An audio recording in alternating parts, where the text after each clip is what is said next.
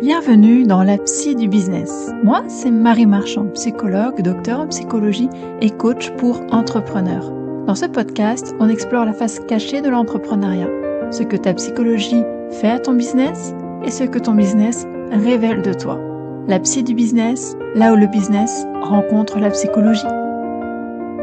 Bonjour Solène, ravie de te retrouver ici pour cet épisode de la rubrique Entreprendre à nu du podcast La psy du business. Alors aujourd'hui, on va parler du stress post-traumatique, celui qui peut survenir après une naissance. C'est un sujet qui peut-être beaucoup de femmes vivent dans un silence complet parce que on le sait, on n'est pas censé ne pas aller bien quand on vient d'avoir un bébé. Au contraire, tout doit être rose, beau, joli. Et encore moins en plus quand on a un business qui attend. Donc avant d'entrer dans le vif du sujet, Solène, est-ce que tu peux te présenter rapidement, qu'on sache un petit peu à qui on a affaire? Je me présente donc, je m'appelle Solène Pinet, j'habite près de Lyon. Depuis 3 ans, je me spécialise dans l'accompagnement des femmes entrepreneurs au moment où elles deviennent mamans, justement, pour les aider à planifier, à préparer leur business de façon à ce qu'elles puissent s'offrir un vrai congé maternité sans planter leur boîte. Merci. Est-ce que tu peux me parler un petit peu de ton activité avant la naissance de ton premier? Je crois que c'est un petit garçon, c'est ça? Oui, De ton c'est ça. fils? J'accompagnais Euh, déjà des entrepreneuses et à l'époque, j'étais spécialisée dans l'accompagnement des projets à impact positif. Donc, je n'avais pas encore fait le focus sur la maternité, mais l'immense majorité de mes clients étaient des clientes. Ok, donc ça fait déjà un petit moment, on l'a compris, hein, que tu as lancé ton activité, une dizaine d'années. Et ce que j'entends aussi, c'est que il y a quelqu'un derrière qui assume déjà pleinement son rôle, qui a déjà construit une identité professionnelle solide. Et c'est peut-être précisément ça qui va rendre aussi la suite peut-être compliquée, parce que le traumatisme, on va en parler tout à l'heure, va venir percuter aussi cette identité que tu as pu construire, qui était pour toi peut-être centrale, structurante, on va en parler. Est-ce que tu peux nous raconter, alors dans la mesure bien sûr où tu le souhaites et dans la mesure de ce qui est possible pour toi, ce qui s'est passé lors de cette naissance? Alors déjà, moi, j'ai eu une grossesse très difficile parce que j'ai été atteinte de différentes pathologies. Et donc, ça a été une grossesse hyper médicalisée. J'ai eu l'impression d'être vraiment bien prise en charge.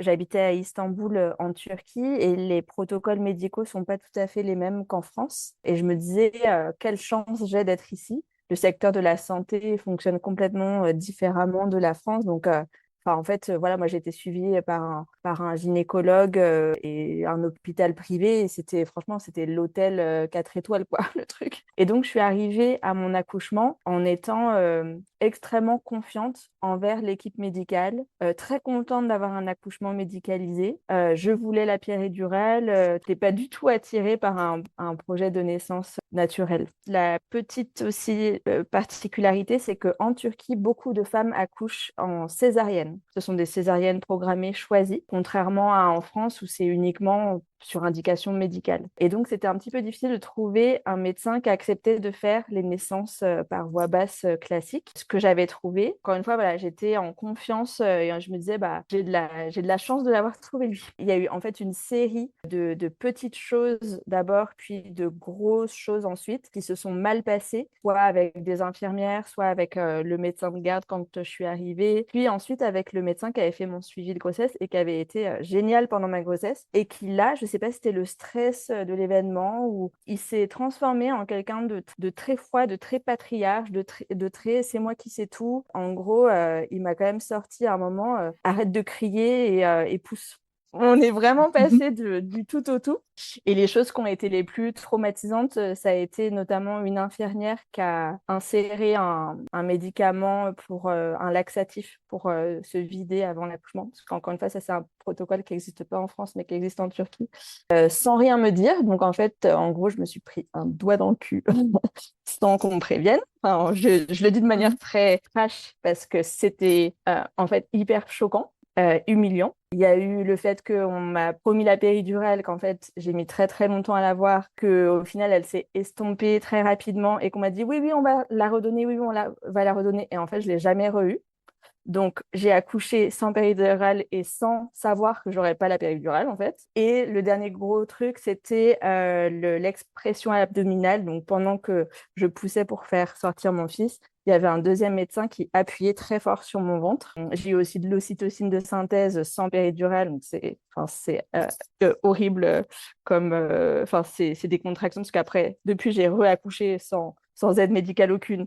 Et je peux dire que l'ocytocine de synthèse sans péri, bah, c'est pire qu'un accouchement sans rien. Et en fait, ce qui s'est passé, c'est que donc l'enchaînement de toutes ces choses qui se sont pas du tout passées comme j'avais imaginé ont fait que j'ai pas forcément eu les mots sur le moment pour dire mais non, mais ça va pas, mais qu'est-ce que vous faites, etc. En fait, je subissais tout sans rien dire. Et c'est comme si derrière, en fait, je m'en suis voulu de pas avoir dit. Et donc, il y a eu ce phénomène un peu de culpabilité derrière, de me dire, j'aurais dû le dire. Pourquoi je me suis laissée en fait, je me suis laissée marcher sur les pieds, écrabouiller, et j'ai subi le truc complètement, quoi. Ouais, c'est vraiment intéressant ce que tu dis parce que ça fait vraiment penser à ce qu'on appelle en psycho un épisode traumatique, un épisode du coup qui dépasse nos ressources, hein, les ressources disponibles à un moment donné pour pouvoir gérer ça. Et là, tu le dis, j'ai senti la culpabilité, j'ai pas pu dire tout ça. Donc effectivement, tu étais pris dans le mouvement de l'action. Ça veut pas dire que tu étais une personne qui, je sais pas moi, qui était faible, qui avait pas les moyens d'eux. C'est qu'à ce moment-là, tu vivais quelque chose de tellement fort qui faisait que forcément les ressources pour toi n'étaient pas suffisante pour le gérer, cet événement-là. Et comment ça s'est passé pour toi dans les jours ou dans les semaines qui ont suivi cet épisode-là qui a été difficile pour toi? Qu'est-ce qui a changé en toi, s'il y a eu des changements? Alors déjà, en fait, il y a eu une succession de choses. Déjà, j'étais vraiment en hypervigilance envers mon bébé, mais je pense comme beaucoup de jeunes mamans. Mais ça, c'est quelque chose qui a perduré vraiment longtemps pour moi. Tu sais, il y a plein de jeunes mamans qui disent «Oh, j'ose même pas dormir, j'ai peur qu'il arrête de respirer». Enfin, on a ce truc on est sur le qui-vive un peu tout le temps. Et moi, ça, c'est quelque chose qui a vraiment perduré longtemps. Et ce truc d'hypervigilance, il a démarré pour moi dès la naissance. Ensuite, j'ai eu pas mal de flashbacks intempestifs. Donc, il y avait des scènes, des bouts de l'accouchement qui me revenaient en tête à des moments, enfin, voilà, qui n'avaient rien à voir. Et beaucoup de colère, des grosses crises de larmes. Je ne pouvais pas penser à mon accouchement sans fondre en larmes. Je ne pouvais pas parler d'accouchement sans fondre en larmes. Je pouvais pas... Quelqu'un m'annonce une grossesse sans fondre en larmes. Je savais qu'il y avait un gros nœud là-dessus. Le sommeil, donc j'arrivais pas à dormir. Après, les premiers mois, c'était aussi parce que j'étais accaparée par le soin envers mon bébé. Puis un jour, il s'est mis à faire ses nuits. Et là, je me suis rendu compte que moi, je faisais pas du tout mes nuits, en fait.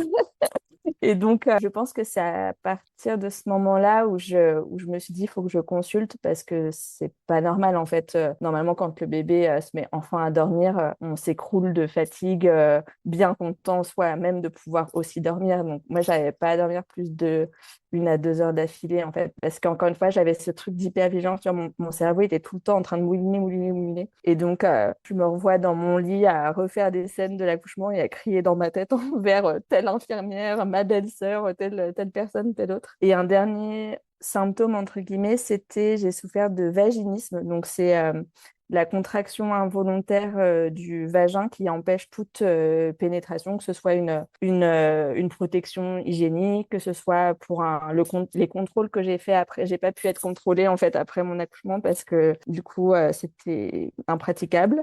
Et pour la reprise de la vie sexuelle, enfin de l'intimité, pareil, ça a été au début complètement impossible et très compliqué pendant la première année. Et c'était comme s'il y avait un os qui s'était déplacé. Enfin, c'était tellement dur, ça faisait genre la sensation de l'os du coude. Tu vois, c'était vraiment genre les muscles étaient contractés, mais de manière involontaire. Et enfin, j'avais jamais eu cette sensation où vraiment, à un moment, je pensais que je m'étais déplacé quelque chose, ou je sais pas. Et donc, ouais, là aussi, il y a eu cette accumulation en fait de petits signes où je me disais, ça se trouve, si je pleure autant, c'est peut-être que je fais une dépression postpartum, ou je sais pas, si j'arrive pas à dormir, là aussi, ça fait penser à la dépression. Enfin, voilà, je savais pas. Il y avait plein de choses mélangées et c'est ça qui m'a amenée à consulter. C'est intéressant effectivement parce que tu as réussi petit à petit grâce à des petites pistes. Quand tu dis quand j'arrive pas à dormir malgré le fait que mon fils fait des nuits, là il y a peut-être un problème. Quand je pleure tout le temps et là il y a peut-être un problème, c'est pas que du baby blues comme on en parle. Effectivement, le cerveau lui, il a capté hein, il y a eu un danger à une période donnée, un stress très fort, très intense qu'il n'a pas su gérer, il est comme ça et il continue malgré tout à fonctionner en mode danger, en mode survie continuelle. Donc tu me parles d'hypervigilance par exemple avec ton fils, comme si le danger était encore encore là. Dans les faits, il y est plus, mais lui, le cerveau continue à le considérer comme tel. Oui. Et excuse-moi, il y a un dernier aspect dont je veux parler aussi parce que c'est un peu un tabou. Et moi, quand je l'ai vécu, je ne savais pas du tout ce que c'était, j'en avais jamais entendu parler et j'ai beaucoup culpabilisé. C'était des phobies d'impulsion. Donc en fait, il y avait donc j'avais parlé de mon accouchement qui me revenait en tête et un peu sur le même mode, j'avais des moments où j'avais des flashs et où je voyais, par exemple, je sais pas, j'étais dans les escaliers avec mon bébé et je me voyais le vautrer par terre et qui s'explose complètement avec plein de sang partout. Ou je passais dans la Mhm. cuisine et je me voyais prendre un couteau et le poignarder de 1000 coups. C'était horrible. J'étais, ah, mais c'est horrible. Alors, si j'ai ces pensées, est-ce que c'est des envies? Est-ce que c'est des peurs? Est-ce que c'est des... Est-ce que je Mhm. deviens complètement folle? Et donc, j'ai appris par la suite que ça s'appelle donc des phobies d'impulsion. La bonne nouvelle, c'est que le passage à l'acte est nul. J'aimerais revenir sur un point avec toi. Donc le stress post-traumatique, c'est donc forcément, on l'a vu, une réponse normale finalement à un événement qui lui est anormal. Et là, on est dans un contexte vraiment de naissance. Donc là, il y a une couche, je pense, supplémentaire, parce que dans la naissance, on est censé être heureuse d'accueillir ce petit bébé. Et il y a à côté cette injonction un petit peu au bonheur qui a peut-être rendu les choses plus difficiles à reconnaître. Je ne sais pas si c'est ton cas, dans le fait de je suis en train de vivre un enfer avec mon enfant, avec tout ce que je vis, avec tout ce stress qui ressurgit, avec toutes, comme tu me parlais de pensées, des pensées destructrices envers ton fils. Et à côté, il y a cette injonction, mais t'es maman, tu devrais être heureuse. Comment tu as pu gérer ça? Si tu l'as géré, comment ça s'est passé pour toi? Alors, la chance que j'ai eue, c'est que le lien d'attachement avec mon bébé, il s'est fait tout de suite, il n'a pas été entaché. Et ça, je pense que ça a été très rassurant pour moi. Après, c'était aussi une époque, donc il est né en 2019, où la parole se libérait quand même pas mal sur le postpartum, sur les difficultés postpartum, le baby blues dont tu parlais tout à l'heure, ou la dépression postpartum. Et donc, on m'avait quand même pas mal préparé au fait que ça pourrait être difficile l'après-naissance, parce que souvent, quand on est enceinte, on est très focus accouchement, accouchement, oh là là.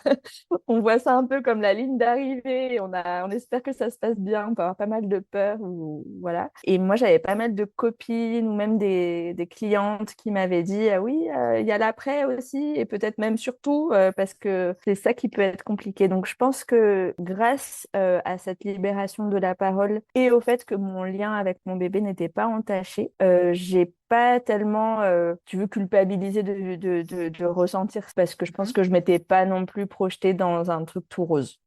Et aussi, il faut le dire, parce que je sais qu'on va aussi parler de la relation entre l'entrepreneuriat et justement ces épisodes de santé mentale. Moi, j'ai repris le travail 9 semaines après la naissance. C'était un choix. Et je sautillais le jour où je suis retournée au bureau, mais j'étais tellement contente de pouvoir retrouver un rythme d'adulte, de pouvoir refaire des choses intellectuelles, de pouvoir être autre chose que maman. Et en fait, ça m'a aussi servi de soupape c'était ma bulle d'oxygène, quoi. Le travail, ça m'a vraiment, je pense, en partie sauvée.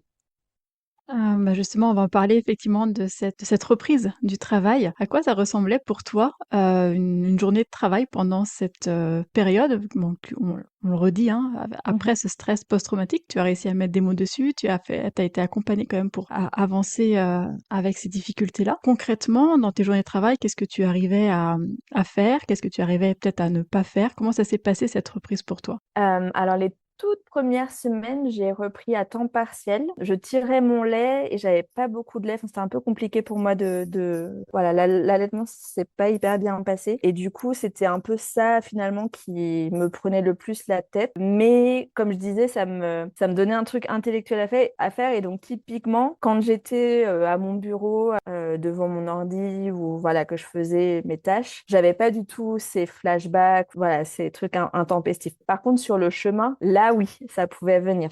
Ensuite, j'ai repris le travail de manière plus intense. Le sommeil, c'est compliqué. Le chemin pour aller au travail, ou les moments avec mon bébé, bon, je sens que c'est pas top. Et mon business, mon travail, c'était, comme je disais tout à l'heure, ma bulle voilà, ma bulle de maîtrise, de contrôle et d'intellect. Après, là où il y a eu quand même un peu des interférences, c'est quand j'ai commencé le suivi psy. Donc, je mettais les séances, en fait, avec ma psy sur mon temps de travail, le moment où mon fils était gardé. Et en plus, j'étais dans mon bureau à l'extérieur de chez moi. C'était plus confortable. Mais du coup, tu vois, dans mon agenda, je me bloquais mon agenda pour 30 minutes. Qu'en fait, je pouvais pas enchaîner avec une séance client, par exemple, parce que la séance psy, ça brassait quand même beaucoup émotionnellement. Souvent, je pleurais pas mal. Et du coup, c'est vrai que ça prend du temps et aussi, ça bouffe pas mal l'énergie de la journée. Et en psychologie, en neuropsychologie plus précisément, on comprend aujourd'hui que le traumatisme maintient le système nerveux dans un état d'activation vraiment permanent, constant, ce qu'on appelle l'hyperactivation. Du coup, c'est le cerveau limbique. Donc le cerveau limbique, c'est celui des émotions, le cerveau de la survie, on va dire. Il va prendre le dessus sur le cortex préfrontal. Ce cortex-là, c'est tout ce qui concerne la décision, la planification, la pensée. Concrètement, ça veut dire que les fonctions qui sont normalement indispensables pour entreprendre quand on est entrepreneur, donc anticiper, prioriser, être tout le temps dans la création, être présent avec ses clients, sont exactement ces fonctions-là qui sont aussi les plus impactées quand on vit ce que tu as pu vivre toi, Solène, ce stress post-traumatique, parce que forcément le cerveau, lui, il a de l'énergie, il n'en a déjà pas beaucoup, mais l'énergie qu'il a, il va l'utiliser, la mobiliser pour autre chose. Alors, tu as parlé un petit peu d'hypervigilance tout à l'heure. On trouve dans le stress post-traumatique plusieurs phénomènes. Je ne sais pas si tu l'as vu en thérapie ou pas. Il y en a 3 grands qui reviennent. L'hypervigilance, les reviviscences, ces fameux flashbacks qui reviennent, et aussi l'évitement. Est-ce que toi, tu as pu voir ces éléments-là dans ton activité professionnelle? Est-ce que tu as pu les vivre ou pas? Comment ça s'est manifesté pour toi? Écoute, par rapport à, par exemple, l'hypervigilance, moi, j'avais plutôt l'impression que ça se concentrait sur le foyer et la vie perso. Mmh. Comme si mon cerveau, il switchait, tu vois, quand j'arrivais au bureau. Et c'est pour ça que ça me donnait l'impression de re-remplir mes batteries. J'avais vraiment l'impression que ça me nourrissait. Et tu vois, tu parlais des différents parties du cerveau. J'avais vraiment l'impression que justement, ça me soulageait de mobiliser ce fameux cortex préfrontal. Préfrontal, je vais y arriver. Et ensuite, les reviviscences, voilà, elles venaient plutôt pareil dans les moments où c'était pas rempli. Donc, je pense que j'ai pas mal rempli cette année. Tu vois, je me suis mis des gros Mmh. objectifs. J'étais un peu en suractivité pour remplir le vide, qu'il n'y ait surtout pas de vide en fait. Parce Bien que le sûr, vide, ouais. t'es face à toi-même et là, ça n'allait plus. Donc, ça m'arrangeait bien en fait.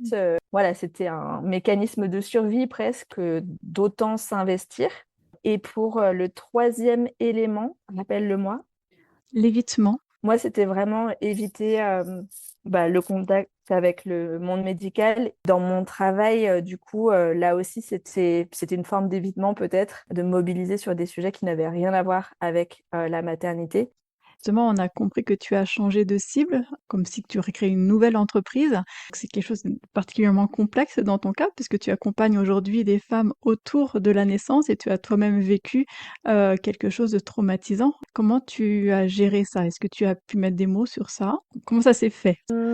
C'est vrai que j'ai pas forcément fait le lien comme tu le fais là. C'est clair que pour moi, la maternité, ça a été un énorme bouleversement, mais au-delà de la naissance traumatique, c'était aussi voilà, la grossesse, c'était le postpartum, c'était la matrescence et tous les impacts qu'il y a eu sur mon business pendant la grossesse et au moment du congé maternité. Et donc, moi, c'est plus sur ça que je travaille.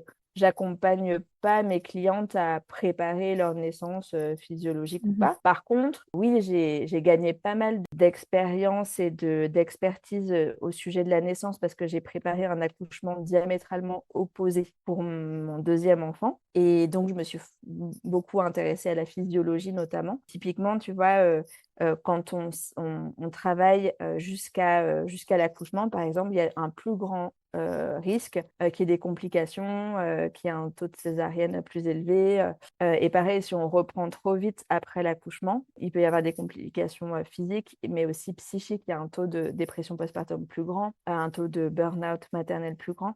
Et donc, moi, je les alerte finalement sur ces risques-là, parce que beaucoup de femmes, en fait, sont tentées d'écourter leur congé maternité en disant qu'elles vont limiter la casse quelque part, mais c'est se mettre une balle dans le pied. Donc, c'est vrai que oui, ça m'a aidé à inclure dans mes conseils, qui à la base devaient uniquement être des conseils business, quand même des connaissances sur la physiologie et de la grossesse et autour de l'accouchement voilà, pour s'octroyer un vrai congé maternité en tant qu'entrepreneuse.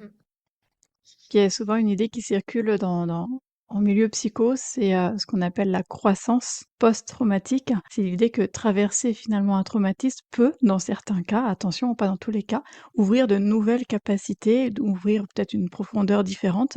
Et c'est ce que tu peux partager peut-être ici, toi, du coup, le fait d'accompagner peut-être avec une autre profondeur tes clientes, même si on n'est pas sûr accompagner jusqu'à l'accouchement, on l'entend bien. Est-ce que toi, tu te reconnais? Est-ce que tu entends ou est-ce que tu vois, perçois d'autres capacités liées à ce trauma que tu as pu vivre ou pas? Ça reste ouvert. C'est une question difficile, je saurais pas dire.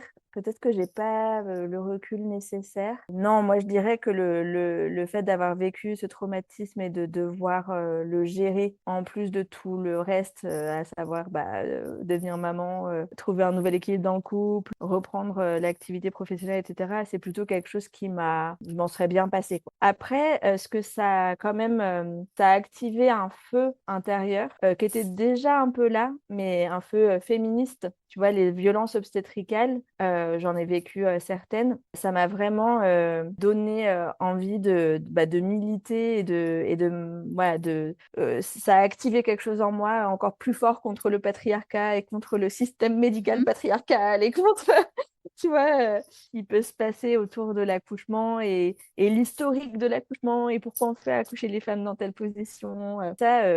Effectivement, c'est quelque chose, si j'avais pas vécu de traumatisme, peut-être que j'aurais continué à pas trop voir le problème. Là, je me suis Mhm. pris le problème en pleine face et oui, ça a activé un feu. Et autre chose, j'ai beaucoup d'empathie pour les victimes de violences sexuelles ou de viols et je comprends maintenant pourquoi quand on subit un viol, on met autant de temps à en parler, pourquoi on se sent coupable. Tu vois, parce qu'en Mhm. fait, moi, j'ai vécu ça. En fait, j'ai mis très longtemps à pouvoir en parler. Je me suis sentie très coupable parce qu'en fait, je faisais que me remémorer les scènes, à me dire j'aurais pu faire ci, j'aurais dû faire ça, j'aurais machin et tout. Et c'est en thérapie qu'on m'a expliqué, bah non, en fait, là, tu pouvais pas faire autrement parce qu'il se passait ci, c'était comme ça, ton cerveau, il faisait comme ci, etc. Donc, ta réaction, elle était normale et enfin, en fait, Mhm. c'était impossible de réagir autrement que la façon dont tu as réagi. Et donc, le problème, c'est pas toi. Le problème, c'est le patriarcat, les médecins et tout le système médical. Et c'est vrai que ouais, j'ai senti vraiment cette empathie envers les victimes ouais, de viol parce que je pense que eu un peu cette même réaction que souvent elles décrivent. Merci, merci beaucoup Solane. Est-ce qu'il y a quelque chose que tu voudrais partager, les derniers mots de la fin, aux personnes qui nous écoutent, peut-être à des femmes qui ont un vécu similaire? On parle de trauma, c'est pas forcément un trauma lié à la naissance, ça peut être un autre trauma. Donc, qui ont vécu des choses similaires et qui ont peut-être des difficultés pour en parler. Est-ce qu'il y a des choses que tu aimerais partager? Avec quoi tu souhaites qu'elles repartent, elles? Bah, je dirais de trouver les bons thérapeutes, les bonnes personnes pour les accompagner. Parce que du coup, moi, j'ai eu un suivi enfin, je suis passée par différentes personnes qui m'ont toutes apporté quelque chose à leur manière. Mais finalement, ça a été, enfin, j'ai retrouvé mon apaisement grâce à différents éclairages et différentes façons d'accompagner. Et je pense que c'est important de l'entendre parce que parfois on se dit qu'on veut trouver une solution, puis on veut que ce soit rapide et, et on veut voilà, que ça marche du premier coup. Et en fait, pour moi, ça a été un long chemin. Donc, il y a eu cette première année après la naissance. Et puis ensuite, en préparant mon deuxième accouchement et pendant la grossesse, j'avais très peur que mon premier accouchement vienne péricliter mon deuxième accouchement. Et donc là, j'ai fait de l'EMDR, qui est une forme de thérapie que j'avais pas voulu faire au moment où on m'a diagnostiqué le syndrome post-traumatique, parce que j'avais l'impression que l'EMDR, ça allait être mettre les trucs sous le tapis et faire en sorte de plus trop, voilà, de plus trop y penser, ce qui n'est pas du tout le cas. Mm. Mais j'avais en fait, moi, besoin, au contraire, de m'étaler, de tout raconter dans les détails, de tout démêler, parce que je savais même pas si c'était l'accouchement, si c'était la grossesse, si c'était les pathologies que j'ai eues, enfin l'allaitement, il y avait tellement de... Il y avait comme un espèce de gros nœud. Et du coup, voilà, j'ai eu une première psy qui m'a aidée à, justement, à défaire la grosse pelote et à me dire, non, mais en fait, t'es pas en dépression, ça s'appelle un syndrome post-traumatique. Et tu vois, elle m'a vraiment aidée à ça. Du coup, j'ai cherché d'autres solutions. J'ai été accompagnée par une thérapeute donc spécialisée dans les traumatismes liés à l'accouchement, où elle m'a fait faire plein d'exercices. Elle n'était pas, contrairement à la psychologue qui a fait je ne sais pas combien d'années d'études, elle s'était un peu improvisée thérapeute sur ce sujet-là parce que ça la passionne. Mais du coup, elle avait plein d'outils hyper créatifs, des trucs d'écriture, des trucs plus visuels.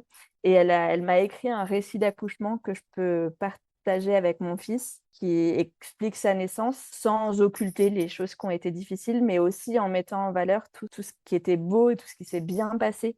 Ce qui est Mhm. parfois difficile quand on vit un traumatisme, on retient que le négatif en fait. Or, il y a aussi eu des très belles choses puisque c'était la rencontre avec l'amour de ma vie. Donc, voilà, s'il y avait une chose que j'aurais voulu rajouter à ce qu'on a dit, c'est vraiment ça, de pas hésiter en fait il y a plein de couches d'oignons en fait et on peut toujours rajouter des couches, c'est jamais trop tard et on peut toujours avoir différentes personnes qui vont nous aider à différents moments de la vie. Merci Solène. Effectivement, le stress post-traumatique ici lié à une naissance, c'est un sujet qu'on commence déjà un peu plus à aborder collectivement. On parle de baby blues, on parle de dépression postpartum, mais le traumatisme, c'est encore un petit peu chaud. C'est pas facile d'en parler, mais ça commence à sortir doucement de l'ombre. Donc merci d'en faire partie des personnes qui en parlent, parce que c'est moins visible aussi, hein, le stress post-traumatique, et ça ressemble aussi à autre chose. Tu l'as bien dit, c'est pas effectivement une dépression, c'est pas un baby blues. On n'a pas toujours les mots pour le dire, avec cette grosse pelote de laine qui était très emmêlée pour toi, tu savais pas d'où ça venait. Moi, ce que je retiens aussi de ton partage, donc avec plutôt ma casquette de psychologue, enfin de ce que j'ai ressenti, c'est que le traumatisme, il demande pas forcément à être dépassé, mais plutôt à être intégré. C'est ce que j'entends dans les derniers mots que tu partages. Et c'est pas la même chose pour moi, dépasser et intégrer.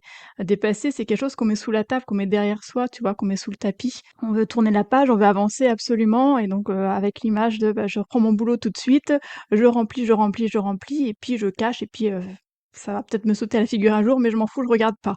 Et intégrer, c'est autre chose. C'est cette fameuse lettre que tu as écrite pour raconter l'accouchement à ton fils. Moi, je trouve ça super. C'est donner une place, c'est vraiment donner une place à son histoire. Et en plus, tu vas la partager avec ton fils, c'est merveilleux.